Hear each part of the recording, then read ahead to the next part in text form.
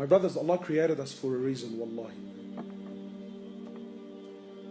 Allah didn't create us heck so we can eat and sleep with women or have mates and buy houses and drive cars. We are not animals. You have a purpose in this world, wallahi you do. And my brothers and sisters, I have news for you. You only get one shot at life, man. There's no coming back. You only get one life, my brother. Stop wasting your life. Wake up. Make something of your life, man. Don't be another face in the crowd. Don't be another number. Be someone that contributes something to humanity. Be someone that makes a difference. You know, my brothers, I ask myself sometimes, and I want to ask you something. Don't you want to be with the Prophet of Allah on the Day of Judgment? Really? Sallallahu. Don't you want to be with the Sahaba? You think you're going to be with them with the life you're living? Do you think it's fair? Do you think it's fair that you are on the same level of Jannah as those men who gave up what they gave up with the life that you lived in this world? Do you think that's fair? Wallahi, it's not.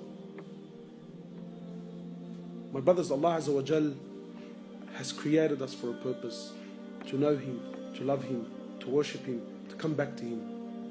And I'm sure, my brothers, now you're thinking, Allahu Akbar, man, I've heard so much. Make a move, man. Make a move. Stop delaying. Stop delaying. Come back to Allah. Come back to the masjid. Come back to the Quran. Come back to the salah. Come. Start. Start. Allah's waiting for you. Allah is waiting for you eagerly. Make something of your life, my brothers. You know, Wallahi, the brothers were showing me what they do in Syria and that. For Allahu Akbar, man. Imagine you're someone who made a difference in the world. Sometimes you think, yeah, what's $100 going to do in the box? Or what?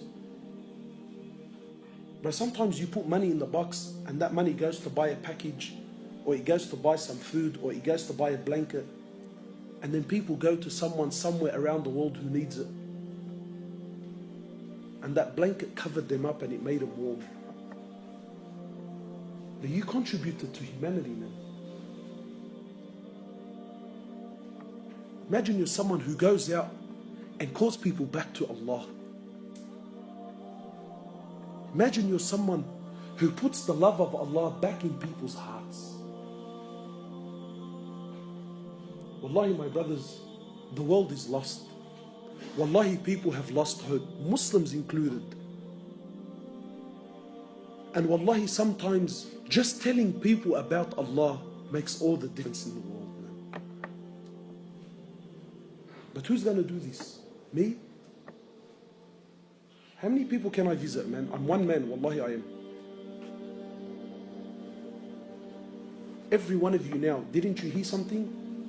Didn't something move you? Get out to the thousands of people that you know and tell them and call them back. Wallahi, my brothers, victory in this world is only through the deen of Allah.